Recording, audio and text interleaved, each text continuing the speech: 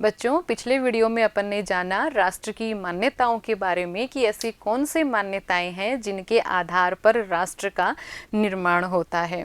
बहुत सारी मान्यताएं अपन ने जानी थी, जिसमें साझा विश्वास था, इतिहास था, साझी राजनीतिक पहचान थी, भूभाग था।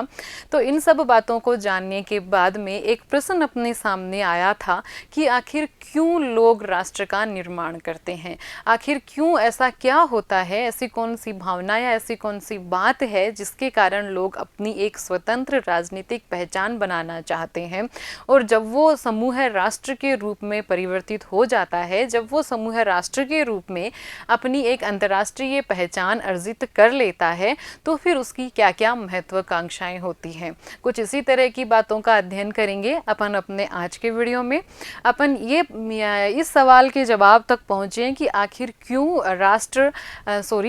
क्यों समूह राष्ट्र का निर्माण करते हैं, क्यों कुछ व्यक्ति आपस में मिलकर अपने समूह को राष्ट्र के रूप में परिवर्तित करना चाहते हैं। इससे पहले एक उदाहरण अपन पढ़ते हैं। ये उदाहरण है बास्क का। बास्क स्पेन के अंदर एक जगह है। ये है बास्क, जो कि स्पेन के अंदर एक जगह है। ये एक पहाड़ी और समृद्ध क्षेत्र है। इसको स्वायत्त का दर्जा प्राप्त है। स्वायत्त का मतलब ये है कि यहाँ स्थानीय स्वशासन को अधिकार प्राप्त हैं। अपने क्षेत्र पर यहाँ स्थानीय स्वशासन का अधिकार है। यहाँ ये मतलब कहें कि अपना शासन स्वयं करते हैं। बहुत सारे अधिकार इस क्षेत्र को प्राप्त हैं। लेकिन फिर भी ये हमेशा स्पेन से अलग एक अलग देश बनने की चाहत रखता है। बास्क में आंदोलन उठ खड़ा हुआ है कि उन्हें स्पेन से स्वतंत्र होना है और अपना एक अलग देश बनाना है, जिसकी अपन ने बात की थी कि यहाँ इस वजह से हिंसक आंदोलन भी हुए हैं। क्या हिंसक आंदोलन हुए हैं कि हमें एक अलग देश के रूप में, हमें एक अलग राजनीतिक पहचान चाहिए, हम स्पेन के साथ नहीं जुड़े रहना चाहते, हमें हमारा एक अलग देश बनाना है।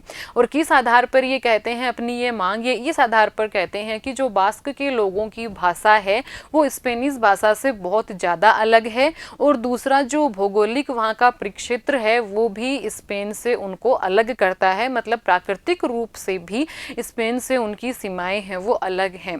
लेकिन वो भाषा जिसका वो दावा करते हैं कि वो स्पेनिश भाषा से बहुत अलग है, वहाँ के केवल 1/3 लोग ही उस भाषा को जानते हैं। आंदोलन की शुरुआत कब हुई थी? 19वीं शताब्दी में स्पेनी शासकों ने विशिष्ट राजनीतिक और प्रशासनिक व्यवस्था को समाप्त करने की कोशिश की थी। 19वीं शताब्दी में क्या हुआ था? 19वीं शताब्दी में जो कि हमने अभी पढ़ा कि स्वायत्तता का दर्जा प्राप्त है बास्क को, तो जो स्पेन के शासक थे उन लोगों ने ये कोशिश की कि जो उनकी विशिष्ट प्रशासनिक व्यवस्था है, जो उनका स्वायत्तता का दर्जा है, उसको ख़त्म कर दिया जाए और वहाँ के स्थानीय स्वशासन के अधिकार कम कर दिए जाएं। फिर 20वीं शताब्दी में स्पेन में एक तानाशाही शासक आए, फ्रेंको। उन्होंने तो इनकी सारी की सारी कहें कि विशेषाधिकारों को समाप्त ही कर दिया, और जो उन लोगों की भाषा है उसको घर तक में भी बोलने की पाबंदी लगा दी कि आप उस भाषा को अपने घर में भी नहीं बोलोगे, आपको स्पेनिश ही बोलनी है।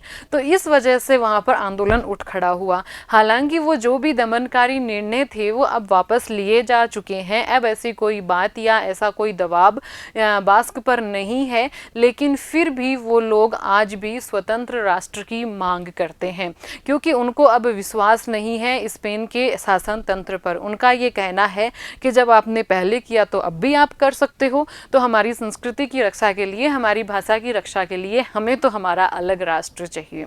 जो इसके विरोधी हैं वो इस बात का विरोध करते हुए कहते हैं कि ऐसा कोई कारण जिसका समाधान बहुत पहले हो चुका है उसका गलत फायदा उठाकर और ये लोग राष्ट्रवाद की भावनाओं को गलत तरीके से भड़का रहे हैं।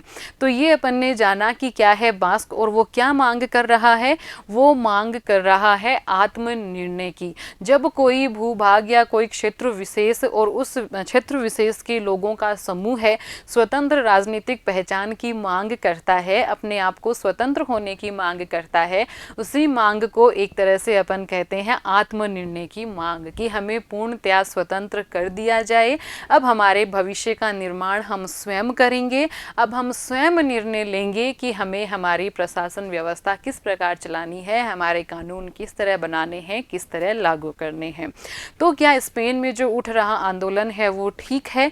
क्या उनको आत्मनिर्णय का अधिकार दे दिया जाना चाहिए, या फिर जो बास्क है उसको स्पेन के तहत ही उसका एक अंग बने रहना चाहिए? सोचिएगा इस पर। अब अपन पढ़ते हैं क्या होता है आत्मनिर्णय का अधिकार, क्या होती है आत्मनिर्णय की मांग, और ये मांग कैसे ले जाती है लोगों को राष्ट्र के निर्माण की ओर। देखिए, जानते हैं अपन राष्ट्रीय आत्मनिर्णय क्या होता है। राष्ट्रीय आत्मनिर्णय दावा होता है स्वतंत्र राज्य बनाने की इच्छा का। वो लोग स्वतंत्र राज्य बनाना चाहते हैं, वो समूह है जो कि आत्मनिर्णय की मांग करता है। वो अपनी सांस्कृतिक सुरक्षा की बात करते हैं, जैसे कि बास्क के एग्जाम्पल में अपन ने देखा कि वो कहते हैं कि हमें भरोसा नहीं है, जब पहले कर चुकी है स्पेनिश सरकार ऐसा, तो वो भविष्य में भी कर सकती है। वो वापस ऐसा कोई दमनकारी कानून लागू कर सकती है, वो वापस हमारी भाषा पर, हमारी संस्कृति पर और रोक लगा सकती है, उसका दमन कर सकती है। तो हमें हमारा स्वतंत्र राजनीतिक अस्तित्व चाहिए, हमें हमारा एक अलग देश बनाना है। तो अपनी सांस्कृतिक सुरक्षा के लिए ये लोग इच्छा रखते हैं स्वतंत्र राज्य बनाने की, और फिर दावा करते हैं राष्ट्रीय आत्मनिर्णय का। राष्ट्रीय आत्मनिर्णय का मतलब हम अपना शासन अपने आप कर लेंगे और अपने भविष्य का निर्माण हम अपने आप कर लेंगे। ठीक है। और राष्ट्र है वो अन्य समूह से इसीलिए अलग हो जाता है क्योंकि वो अंतर्राष्ट्रीय समुदाय से मांग करने लगता है कि उसके राज्य के दर्जे की मान्यता दी जाए, उस समूह को और अंतर्राष्ट्रीय स्तर पर पहचान दी जाए एक राष्ट्र के रूप में। और जो अपनी मांग रख रहा है कि मुझे राज्य का दर्जा दिया जाए, उस दर्जे को मान्यता प्राप्त हो अंतर्राष्ट्रीय समुदाय से। तो ये होती है आत्मनिर्णय की मांग जो कि समूह द्वारा की जाती है, और जैसे ही ये मांग पूरी हो जाती है वो समूह राष्ट्र बन जाता है। तो आखिर क्यों करते हैं लोग ये मांग? इस एग्जाम्पल में अपन ने पढ़ा कि वो अपनी सांस्कृतिक सुरक्षा के लिए ऐसी मांग करते हैं, और फिर वो दावा प्रस्तुत करते हैं कि हमें अपनी एक राजनीतिक पहचान चाहिए, इसके लिए हमें हमारे आत्मनिर्णय की मांग को स्वीकार करवाना है। अब बात करते हैं एक संस्कृति और एक राज्य की। इस बारे में अपन ने पिछले वीडियो में भी पढ़ा था। एक संस्कृति एक राज्य, यहाँ बास्क वाला जो एग्जाम्पल है उससे भी यही बात निकल कर आ रही है कि हमारी भाषा अलग है, हमारी संस्कृति अलग है, इसलिए हमें एक अलग राष्ट्र बन जाना चाहिए। हुआ था ऐसा यूरोप में 19वीं शताब्दी में। वर्साय की संधि जब हुई थी प्रथम विश्व युद्ध के बाद में, बहुत सारे छोटे और नव स्वतंत्र अनेक राज्य बने थे। उस वक्त बहुत सारे छोटे छोटे राज्य बन गए थे, और किस आधार पर बने थे? एक संस्कृति एक राज्य के आधार पर, कि उस क्षेत्र की भाषा अलग थी, वहाँ की संस्कृति अलग थी, उन्होंने अपना एक अलग देश बना लिया, इसकी अलग थी, उन्होंने अपना एक अलग देश बना लिया। इस तरह से बहुत सारे छोटे छोटे देश बन गए थे एक संस्कृति एक राज्य के आधार पर। इससे क्या हुआ? राज्य की सीमाओं में परिवर्तन हुआ, जनसंख्या का विस्थापन हुआ और बहुत सांप्रदायिक हिंसा हुई। आप सभी जानते हैं भारत और पाकिस्तान ये भी किस आधार पर बने हैं? ये भी तो धर्म के आधार पर ही विभाजन हुआ है ना, कि वो धर्म अलग है उनका धर्म, और यहाँ हिंदुस्तान वालों का धर्म अलग है। तो फिर हिंदू उधर, कहीं कि हिंदू इधर आ रहे हैं, मुस्लिम उधर जा रहे हैं। कितनी बड़ी जनसंख्या का विस्थापन, कितने सांप्रदायिक दंगे, कितना रक्तपात, कितनी बड़ी कीमत मानवता ने इसकी चुकाई। लेकिन आज आप देख पा रहे हैं क्या हिंदुस्तान में सिर्फ हिंदू हैं और क्या पाकिस्तान में सिर्फ मुस्लिम हैं? नहीं हो पाया ऐसा किसी भी देश में नहीं हो पाया। देखते हैं आगे क्या परिणाम निकले इसके, जब एक संस्कृति एक राज्य की अवधारणा को अपनाया गया और एक संस्कृति के आधार पर आत्मनिर्णय की मांग को स्वीकार कर लिया गया।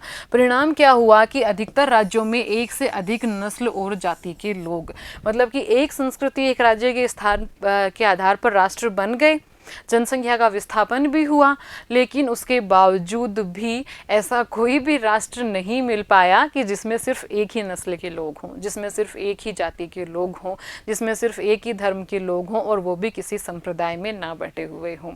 और अल्पसंख्यक समुदाय यहाँ फिर नुकसानदेह स्थितियों में हो गया।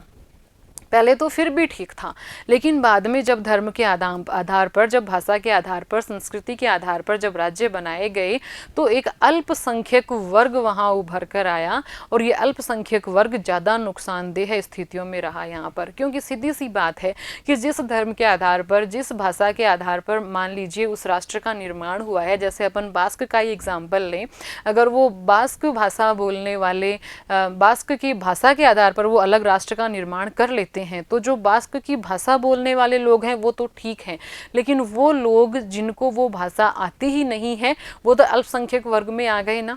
अब किसी धर्म के आधार पर मान लीजिए कि किसी राष्ट्र का निर्माण हुआ है, अब वो लोग जो कि उस धर्म को नहीं मानते या उस धार्मिक संप्रदाय के नहीं है, तो वो अल्पसंख्यक स्थिति में आ गए। अब जब किसी राष्ट्र का निर्माण उस भाषा के मूल्य के आधार पर हुआ है, जब उस धर्म के मूल्य के आधार पर हुआ है, तो क्या हम उससे उम्मीद करेंगे कि वो अपने धार्मिक मूल्यों को छोड़कर किसी दूसरे धार्मिक धर्म को मानने वाले लोगों को वो अधिकार देगा? तो यहाँ जो अल्पसंख्यक वर्ग रह गया था वो बेहद नुकसानदेह स्थितियों में आ गया, अल्पसंख्यक वर्ग का दमन होने लगा था। नवगठित राज्यों को राजनीतिक मान्यता मिल गई थी, अपना शासन स्वयं चलाने और स्वयं का भविष्य खुद तय करने का इनको अधिकार भी मिल गया था, लेकिन अल्पसंख्यक समुदाय की समस्या ज्यों की त्यों थी। अब ये अपना शासन स्वयं चला रहे थे, अपना भविष्य ये स्वयं तय कर रहे थे, लेकिन इनके देशों में अभी भी अल्पसंख्यक समूह बचा हुआ था और उसकी समस्याएं भी बची हुई थी। प्रत्येक सांस्कृतिक समूह जिनमें से कुछ पृथक राष्ट्र होने का दावा करते थे, अब उनकी राजनीतिक स्वाधीनता सुनिश्चित करना असंभव साबित हुआ। मतलब बहुत सारे ऐसे सांस्कृतिक समूह हैं जिन्होंने अलग राष्ट्र का निर्माण तो कर लिया, स्वतंत्र राष्ट्र का निर्माण तो कर लिया, लेकिन वो स्वाधीन नहीं रह पाए, उनकी स्वाधीनता सुनिश्चित नहीं रह पाई। और दूसरी बात, जो लोग जो राष्ट्रवादी आंदोलन चला रहे थे, जिन लोगों ने अपनी भाषा और संस्कृति के आधार पर, अपने धर्म के आधार पर अलग राज्य का निर्माण किया था, अलग राष्ट्र की मांग की थी, वो लोग स्वयं अब अपने ही राष्ट्र में अल्पसंख्यकों पर दमनकारी प्रक्रियाएं चला रहे थे। अब वो जो उनके राष्ट्र में मांग उठ रही थी अल्पसंख्यकों के अधिकारों की, उनको वो अनसुना कर रहे थे, उनकी अवहेलना कर रहे थे। वही राष्ट्रवादी जिन्होंने धर्म के नाम पर, जिन्होंने अपनी संस्कृति की रक्षा के नाम पर अलग राष्ट्र के निर्माण की मांग रखी थी और उस मांग को मनवाया था, आज वही लोग दूसरे के धर्म और दूसरे की संस्कृति को मानने से, उनको वो अधिकार देने से इनकार कर रहे थे। अब दुविधा क्या हो गई? दुविधा ये हो गई कि अब कैसे उस आत्मनिर्णय के आंदोलन से निपटा जाए। ये दुविधा कैसे हुई? ऐसे हुई कि अब जो अल्पसंख्यक वर्ग रह गया ना, अल्पसंख्यक समूह है, अब ये भी अपना आत्मनिर्णय मांग रहा है कि भाई जब इस धर्म के आधार पर जब ये राष्ट्र बन गया, तो फिर जो हमारा समूह, हमें भी एक छोटा सा राष्ट्र बना दो, हमें भी आत्मनिर्णय का अधिकार मिल जाए। यानी कि बड़े राष्ट्र से छोटे राष्ट्र बन गए और उन छोटे राष्ट्रों में और भी छोटे छोटे राष्ट्र बनने की मांगे उठने लगी। मतलब एक धर्म का, एक मान लीजिए कि एक धर्म है और उस धर्म का जैसे कि मान लीजिए ये बड़ा राष्ट्र है, दो धर्मों के आधार पर इसके दो यहाँ और यहाँ मानते हैं कि अपन ये दो इसके छोटे राष्ट्र बन गए। अब इस राष्ट्र के अंदर मान लीजिए यहाँ धर्म एक ही है, लेकिन इस धर्म को मानने वाले दो संप्रदाय यहाँ पर रहते हैं। एक संप्रदाय है वो अल्पसंख्यक है और जो दूसरा संप्रदाय है वो बहुसंख्यक है। अब ये जो अल्पसंख्यक संप्रदाय है वो यहाँ एक छोटे से हिस्से में रह रहा है। अब ये अल्पसंख्यक समुदाय अपने आत्मनिर्णय की मांग कर रहा है, ये कह रहा है कि हमारा भी एक छोटा सा देश यहाँ पर बना दो, हमें भी अपना आत्मनिर्णय चाहिए। यानी कि अब आत्मनिर्णय की जो मांग थी वो कम नहीं हुई थी एक संस्कृति, एक राज्य के आधार पर, वो मांगे और भी बढ़ गई थी। अब दुविधा हुई कि आखिर हम कितने टुकड़े करेंगे फिर? तो दुविधा ये हुई कि आत्मनिर्णय के आंदोलनों से कैसे निपटा जाए, ऐसा क्या किया जाए कि आत्मनिर्णय के आंदोलन है उनका एक उचित समाधान निकले, जहाँ लोकतांत्रिक मूल्यों का भी ह्रास नहीं हो, व्यक्तियों की स्वतंत्रता समानता की भी रक्षा हो और ज़्यादा टुकड़ों में हम बंटे भी नहीं। समाधान क्या था? समाधान नए राज्यों के गठन में नहीं है। अब आई हमें ये बात समझ में कि किसी धर्म के आधार पर, किसी संस्कृति के आधार पर, किसी भाषा के आधार पर नए राज्यों के गठन से कोई फ़ायदा नहीं होने वाला है। तो फिर क्या करना है? तो फिर ये करना है कि अब अपने राज्यों को हम लोकतांत्रिक और समतामूलक बनाएंगे। यानी कि हम जो जितने भी हमारे देश में रहने वाले नागरिक हैं, चाहे वो किसी भी धर्म को मानते हों, किसी भी संस्कृति का पालन करते हों, किसी भी रीति रिवाजों का आदर करते हों, उन सभी को हम लोग समान लोकतांत्रिक मूल्य वो प्रदान करेंगे। उनको हमारी जैसी स्वतंत्रता होगी, हमारी जैसी समानता होगी, धर्मनिरपेक्षता होगी और एक समतामूलक समाज का निर्माण किया जाएगा। मतलब कि वो हमारे देश में अच्छे से रह सकें, उनको ये ना लगे कि कहीं ना कहीं उनकी संस्कृति का और कहीं की दमन किया जा रहा है, उनको ये ना लगे कि उनके धर्म को और उनसे छीना जा रहा है या फिर उनके धर्म का अनादर हो रहा है। तो अब लोकतांत्रिक मूल्यों को और समतामूलक समाज बनाने की ओर बढ़ना होगा, बजाय नए राज्यों के गठन के। एक और बात निकल कर आई कि ये सुनिश्चितता करेंगे कि अलग अलग सांस्कृतिक और नस्लीय पहचानों के लोग देश में समान नागरिक और साथियों की तरह सहअस्तित्व पूर्वक रह सकें। और केवल सरकार ही नहीं, केवल प्रशासन ही नहीं, आम नागरिक को भी ये दायित्व हो जाता है कि उसके देश में, उसके राष्ट्र में अगर उसका कोई साथी है, सह नागरिक है, वो किसी दूसरे धर्म का पालन कर रहा है, तो भी वो उसके साथ उतने ही प्रेम भाव के साथ रहे, उतने ही आदर भाव के साथ रहे। वो जितना अपने धर्म का सम्मान करता है, उतना ही उसकी धार्मिक मान्यता को भी सम्मान दे। तो इस प्रकार की सुनिश्चितता की जाएगी। नागरिकों में इस तरह की भावनाओं का प्रचार प्रसार किया जाएगा कि हम सब सिर्फ इसलिए एक नहीं हैं कि हम एक धर्म को मानते हैं, हम इसलिए एक हैं क्योंकि हम एक राष्ट्र के नागरिक हैं। राष्ट्र राज्य अल्पसंख्यक समूह के अधिकारों की रक्षा करके उनकी निष्ठा प्राप्त करेंगे। अब जो राष्ट्र बन गए हैं, जो उनके राष्ट्र के अंदर अल्पसंख्यक समूह हैं, अब देखिए लोकतांत्रिक शासन प्रणाली है और आप सभी जानते हैं कि लोकतांत्रिक शासन प्रणाली में मताधिकार के द्वारा सरकार बनती है। तो सोचिए कि जहाँ पर मान लीजिए 100 लोग रह रहे हैं और उन 100 लोगों में जो 98 लोग हैं वो तो मानते हैं एक धर्म को और जो 2 लोग हैं वो मानते हैं अलग धर्म को।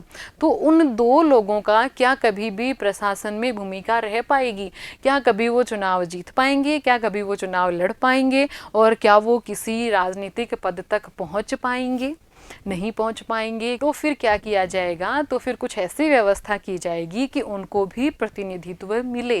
कुछ ऐसा अपन मतलब कि नियम बनाएं, कानून बनाएं, कुछ इस प्रकार की अपन व्यवस्था करें कि चाहे वो 2 ही लोग क्यों ना हो, लेकिन उनकी मान्यता को, उनकी पहचान को भी एक सम्मान का, एक प्रतिष्ठा का दर्जा प्राप्त हो और वो भी अपनी जनसंख्या के अनुपात में राजनीति में, प्रशासन में अपनी भूमिका निर्वाह करने का अवसर प्राप्त कर सकें। जब इस तरह की व्यवस्थाएं राष्ट्र राज्य कर लेंगे तो इन अल्पसंख्यक समूह की उनको निष्ठा प्राप्त हो जाएगी और बाद में ये समूह आत्मनिर्णय के अधिकार की मांग नहीं करेंगे। अब देखिए लेते हैं अपन जो अपन ने पढ़ा इसके ऊपर कुछ प्रश्न। इसके पहले अपन दोहराव कर लेते हैं कि क्या क्या अपन ने पढ़ा। अपन ने सबसे पहले बास्क का एग्जाम्पल लिया था। बास्क स्पेन में एक जगह है जो कि आत्मनिर्णय की मांग कर रहे हैं।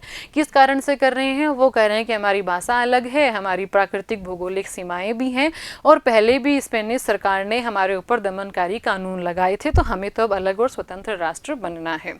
और इसी आधार पर बहुत सारे राज्यों का, स्वतंत्र राष्ट्रों का निर्माण भी हुआ था कि एक संस्कृति, एक राज्य को अपनाया गया था और ये मतलब कि उम्मीद की गई थी कि जब एक संस्कृति, एक राज्य होगा तो शायद ये मांगे खत्म हो जाएंगी, शायद एकता की भावना आ जाएगी, लेकिन ऐसा कुछ नहीं हुआ। जैसे ही नए स्वतंत्र राष्ट्र बने, अल्पसंख्यक वर्ग ने फिर से आत्मनिर्णय की मांग उठानी शुरू कर दी। तो अब अपन हमेशा नए नए स्वतंत्र राष्ट्र बनाएं, इसकी बजाय हमें क्या करना होगा? हमें लोकतांत्रिक मूल्यों को अपनाना होगा, हमें एक समतामूलक समाज की स्थापना करनी होगी, हमें हमारे सह नागरिकों के प्रति एक सहिष्णुता की भावना रखनी होगी।